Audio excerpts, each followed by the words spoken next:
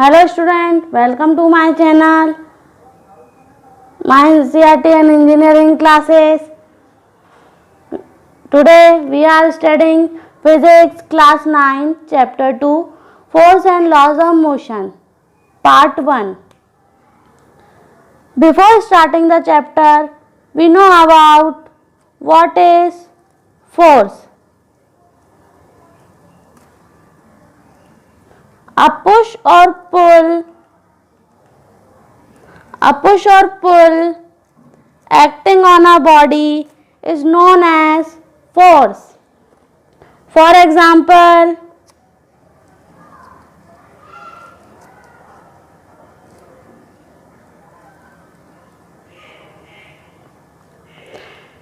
This is a string. अगर आप string को खींचोगे तो वहां पे क्या लग रहा है? फोर्स. ये तो खींचने वाला पुल वाला लग गया. अब पुश के केस में कोई कार है, अगर कोई उसको धक्का रहा है कोई सी भी डायरेक्शन से, इधर से या इधर से धक्का रहा है, तो वो क्या हो गया? पुश. मतलब दोनों ही कंडीशन में, कंडीशन ए और कंडीशन बी में क्या लग रहा है? Force. Second, effect of force.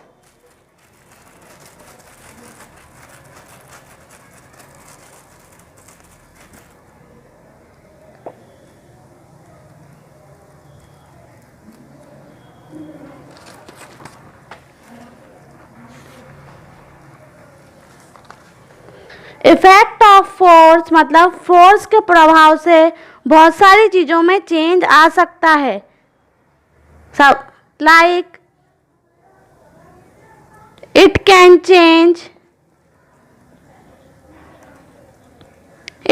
Change in following. First, size of the object. Second, direction of object.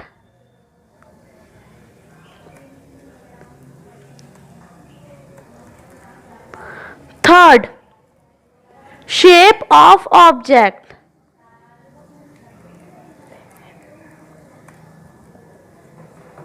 It can be explained as shape of object.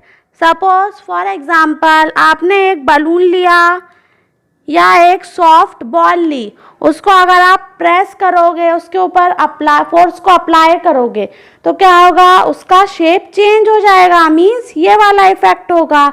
Direction of object मतलब आप cricket खेल रहे हो और आपका बॉल आने से आपका बैट अलग अलग डायरेक्शन में गया, मतलब उसने फोर्स अलग अलग डायरेक्शन में लगाया. कभी बॉल लेफ्ट से आई, कभी राइट से आई, तो बैट क्या कर रहा है? फोर्स एक्ट कर रहा है. तो वहाँ पे डायरेक्शन अलग अलग होगी, उसको डायरेक्शन ऑफ ऑब्जेक्ट से फोर्स चेंज होगा. ऐसे ही साइज का ऑब्जेक्ट भी चेंज हो जाता है जब फोर्स का इफेक्ट पड़ता है.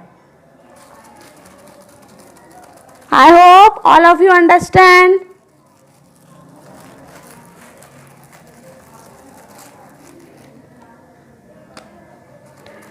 Next one topic is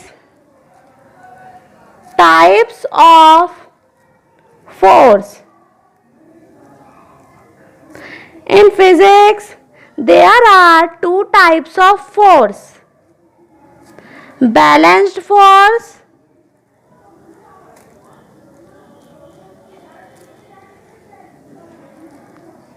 and unbalanced force.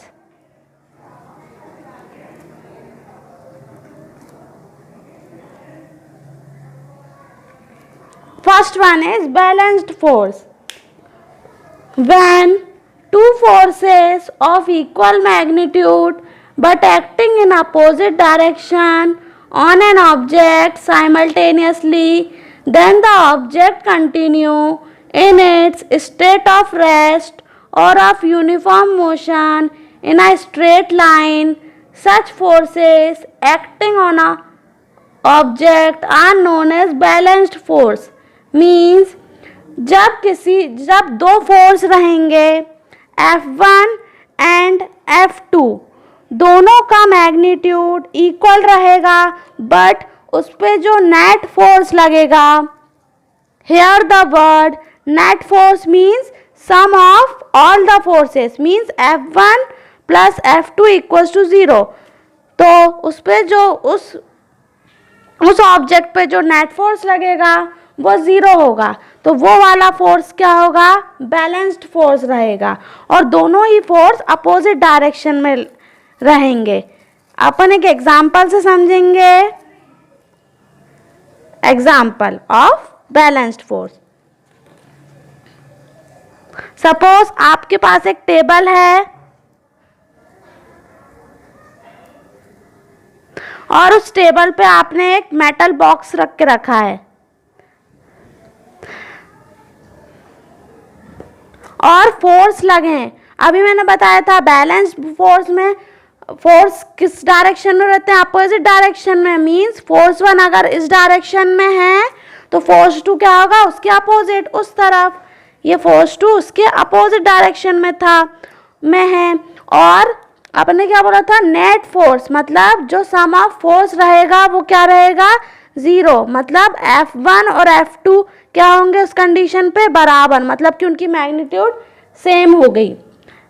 तो नेट फोर्स जब 0 रहेगा तो ये वाला फोर्स क्या कहलाएगा, balanced force.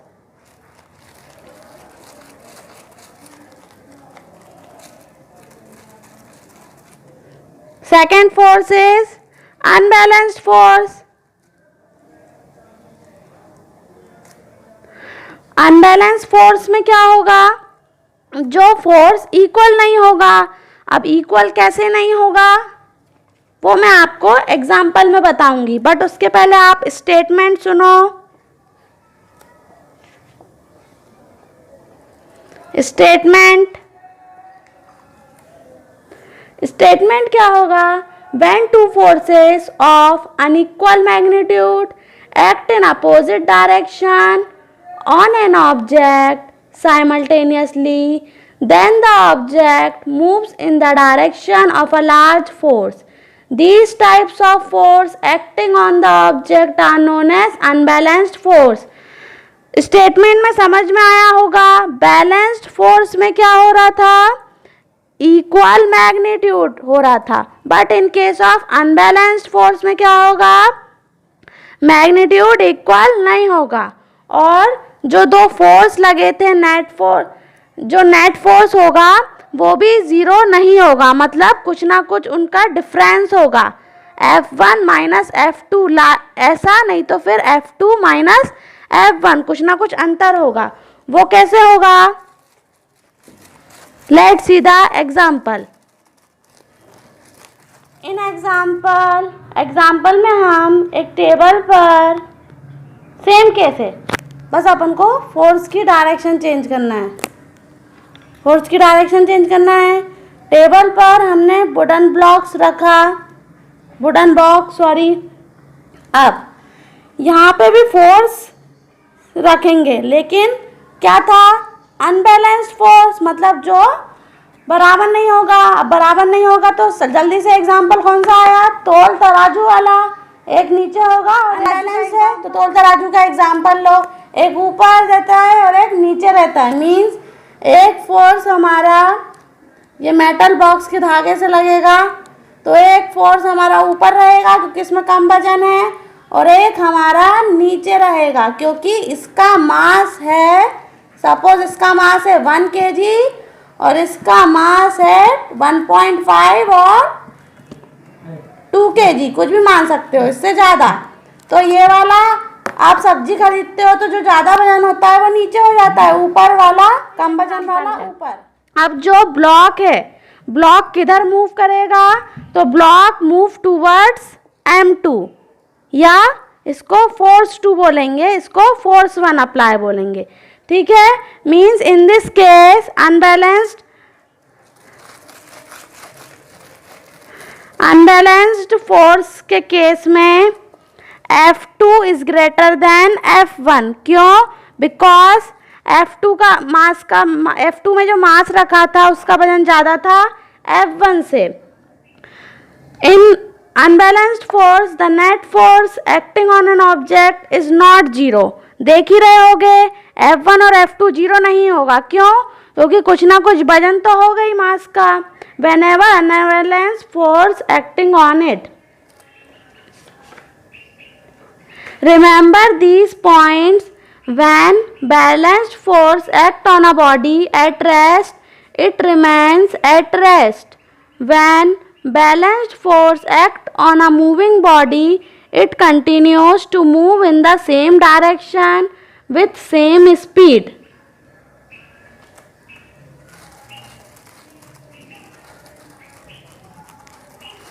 I hope you all are understand. If you have any doubt, please comment me. Next topic is Newton's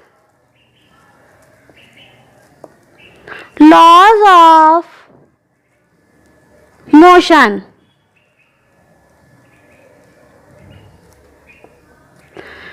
Newton क्या है यहाँ पे? Newton was a scientist. Newton एक साइंटिस्ट थे।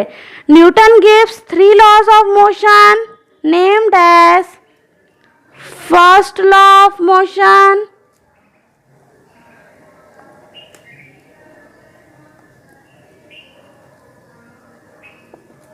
Number 2 second law of motion, last one is third law of motion. It can be explained one by one.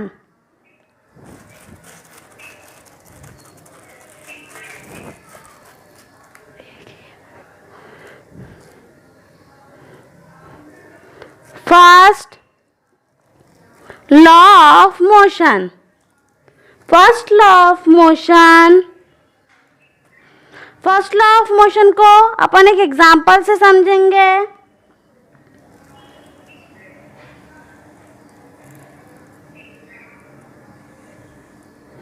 आप imagine करो कि ये एक जमीन है और यहाँ पर एक पत्थर पड़ा हुआ है, ठीक है? ये क्या है? एक स्टोन। ये पत्थर अपने स्टेट ऑफ रेस्ट मतलब अपनी जगह से तब तक नहीं हिलेगा जब तक आप इस पर कोई फोर्स नहीं लगा देते, अदरवाइज ये यहीं रहेगा। आप खुद ही सोचो, आपकी की पड़ी हुई है या कुछ भी सामान पड़ा हुआ है, आप उसको जब तक हिला नहीं देते अपने स्टेट ऑफ रेस्ट से, जब तक वो वहीं पे पड़ा रहेगा। ऐसे ही ये बॉल भी यहीं पर ही रहेगी। तो we can apply force in this ball. हमने फोर्स अप्लाई करा तो बॉल ये इमेजिन करो, ये बॉल है, बॉल को हमने फोर्स लगाया, मतलब ये फोर्स लगाया तो बॉल को वेलोसिटी मिली, बॉल सीधे सीधे चली गई। लेकिन रियल वर्ल्ड में ऐसा नहीं होता है। बॉल कुछ देर ऊपर जाने के बाद नीचे आती है। आप वापस से वीडियो रिवाइज करके देखो, मैं एक बार फिर बताती हूँ। बॉल को ऐसे धकाया था तो ऊपर गई थी, फिर नीचे आ गई थी। अब आप सोचो कि बॉल ऊपर से नीचे की तरफ ही क्यों गई, नीचे से ऊपर क्यों नहीं गई? ऊपर से नीचे इसलिए गई बिकॉज ऑफ ग्रेविटेशन फोर्स। तो अगर ग्रेविटेशनल फोर्स और फील्ड नहीं होती तो बॉल सीधे सीधे चली जाती, मतलब ये कौन सा मोशन होता है? Linear motion. लेकिन यहाँ पर बॉल फर्स्ट लॉ में लीनियर मोशन काम नहीं आता है, ग्रेविटेशनल फोर्स और ग्रेविटेशनल फील्ड के ऊपर वर्क करता है। वो आया समझ में? अब फर्स्ट लॉ ऑफ मोशन में inertia and momentum terms takes place. Inertia क्या होता है? The tendency of a body to oppose or resist any change in its state of rest or uniform motion is called inertia of the body. मतलब वही, जब तक कोई भी चीज़ अपनी जगह से नहीं हिलती, जब तक उस पर कोई चेंज हम कर नहीं देते, मतलब कोई फोर्स हम लगा नहीं देते। अब एक एग्जाम्पल, आप साइकिल चलाते हो तो आपने ब्रेक लगाया तो आपकी साइकिल एकदम उसी टाइम पे नहीं रुकती है, थोड़े आगे जाके रुकती है। उसको बोलते हैं हम inertia of rest. Inertia of rest का एक और एग्जाम्पल भी होता है। बस चालू हुई तो हम कैसे जाते हैं, पीछे की तरफ, बैकवर्ड की तरफ, और जब ब्रेक मारती है तो हम कहाँ जाएंगे, फॉरवर्ड की तरफ, आगे की तरफ। तो वो जो मूवमेंट हो रहा है मोशन के थ्रू, उसको क्या बोलते हैं, inertia of rest. First law of motion also include momentum.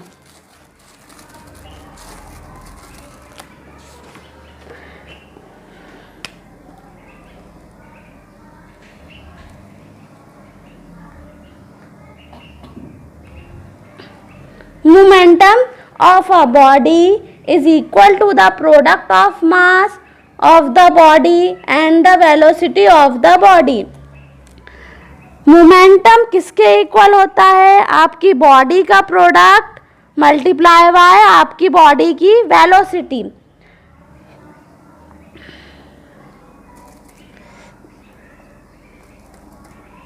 Mass into velocity. अब वेलोसिटी को हम यहाँ कैसे डिनोट करते हैं, स्पीड, मतलब स्पीड की तरह एक मानते हैं। तो therefore P equals to mv means direction of momentum of a body is same as the direction of velocity of a body. इसके लिए ग्राफ बनाएंगे हम। ग्राफ किसका बनाएंगे, किसके बीच में, graph between momentum P and velocity if mass is constant, जब हमारा मास कांस्टेंट होगा। ये वेलोसिटी, ये हमारा मोमेंटम P।